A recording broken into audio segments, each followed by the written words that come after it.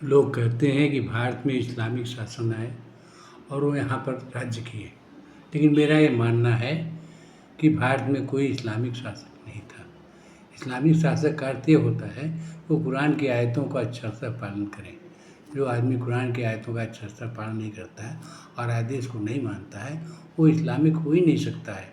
नमाज़ पढ़ने से या टोपी लगा लेने से इस्लाम तो हो नहीं सकता है। इसलिए हम मानते हैं कि ये जितने भी शासक आए थे कोई इस्लामिक नहीं था। कुरान की आयत में दिया गया है ये 2:2-256 में कि दीन में ज़बरदस्ती नहीं किया जा सकता है। जो माने तो माने, नहीं मानता है तो उसको अल्लाह सज़ा देगा। लेकिन यहाँ पर औरंगज़ेब आया, उसने ज़बरदस्ती हिंदुओं को काट कर, मार कर, उनके औरतों के साथ बलात्कार करके, अत्यधिक अत्याचार करके और लोगों को हिंदू से मुसलमान बनाया। यह नहीं कहा जा सकता कि यह अल्लाह का आदेश है, यह गलत है। अल्लाह कभी इस तरह का आदेश नहीं दे सकता है। उसी प्रकार से वह क्या किया कि अपने भाई का सर काट दिया और अपने क्या नाम है पिताजी के सामने प्रस्तुत कर दिया। अब बताइए कितना क्रूर है वो। उस तो राक्षसों भी राक्षस है, क्योंकि कोई भी आदमी अपने भाई की कत्ल नहीं कर सकता है, लेकिन उन्होंने भाई का कत्ल किया। कुरान में भी लिखा हुआ है कि जो कत्ल करता है उसका कत्ल होना चाहिए, लेकिन इसने कत्ल किया तो इसका कत्ल तो नहीं हुआ।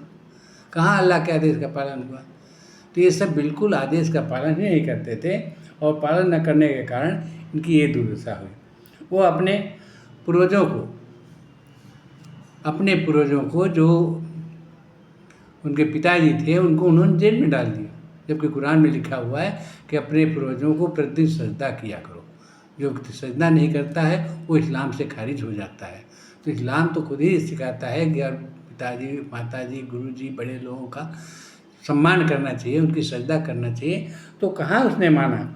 जब वो नहीं मानता है इसका मतलब क्या हुआ, वह जो है वो कुरान की आयतों को नहीं मानता है। उसी तरह से आप देख लीजिए इनको, अकबर जो था वो मीना बाज़ार लगवाता था। मीना बाज़ार में घुस करके अपनी गाड़ी पहन करके औरतों के साथ बदकारी करता था। कुरान में लिखा हुआ है कि जो व्यक्ति बदकारी करता हो उसको पकड़ो, पीटो, मारो और जब तक मारो जब तक कि वो जो है बदकारी छोड़ न दे। लेकिन कहाँ अकबर के साथ हुआ। अकबर तो हमेशा मीना बाज़ार लगवाता था, उसमें जाता था, बदकारी करता था। इस तरह देखा जाए तो ये अकबर भी इस्लाम को मानने वाला नहीं था। उसके अलावा देखिए कुरान में लिखा हुआ है 2:6 और 108 में लिखा है, जो लोग अल्लाह के अलावा दूसरे को पुकारते हैं उनको बुरा मत कहो, नहीं तो नासमझी के कारण वो अल्लाह को बुरा कह देंगे। यहाँ अल्लाह खुद ही कह रहा है कि जो दूसरे को पुकारते हैं उनको बुरा मत कहो, क्यों बुरा कह रहे हो, नहीं तो नासमझी के कारण अल्लाह को बुरा करने लगेंगे। इसका मतलब जो दूसरे को पुकार रहे हैं उनको पुकारने दो, जो अल्लाह को पुकारने उनको पुकारने दो। लेकिन मुसलमानों ने क्या किया, जो लोग अल्लाह को नहीं पुकारते हैं उनके साथ उन्होंने अत्याचार किया।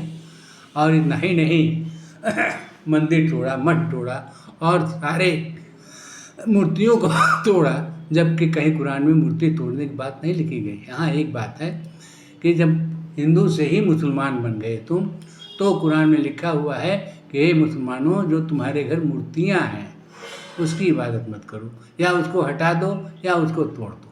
तो यहाँ ये मतलब नहीं हो गया कि सारे मंदिर, मस्जिद और सारे मंदिर का, सारे मठों का, सारे मूर्तियों को इस्लाम या अल्लाह आदेश करता है कि तोड़ दो। तो इसलिए देखा जाए तो जितने भी इस्लामिक शासक हुए सब जो है कुरान की आयतों को बिल्कुल नहीं मानते थे, एक एक अक्षर भी नहीं मानते थे। जबकि कुरान में है कि जहाँ मूर्तियाँ हों इबादत नहीं होनी चाहिए। ये लिखा हुआ है बकर के 298 आयत में लिखा हुआ है कि जहाँ मूर्तियाँ हों वहाँ इबादत नहीं होना चाहिए। आज भी देख लीजिए ज्ञान माफी मस्जिद में लोग जाते हैं और इबादत करते हैं, जबकि वहाँ मूर्तियाँ मौजूद हैं। तो जब मूर्तियाँ मौजूद हो, तुम्हारी इबादत नहीं कर सकते हो, तो किस आधार पर यहाँ पर जा कर के वो इबादत करते हैं, क्या अल्लाह उसको कबूल करेगा। लेकिन मुसलमान जो है अल्लाह की किसी बात को मानने की तैयार नहीं है, फिर भी अपने को मुसलमान कहता है। लेकिन जो आदमी अल्लाह के आदेश को नहीं मानता है और वह कुरान की आयतों के अपने जीवन में अमल नहीं करता है, वो कभी मुसलमान न हो सकता है और न होगा। इसीलिए सारे विश्व में जो है मुसलमान आपस में लड़ रहे हैं, सारे विश्व में मुसलमानों में एक दूसरे फ़िरके से लड़ रहे हैं और देश में जो है आतंकवाद फैला हुआ है। इसलिए मैं कहना चाहता हूँ कि सारे मुसलमानों को कुरान की अच्छी आयतों को जानना चाहिए।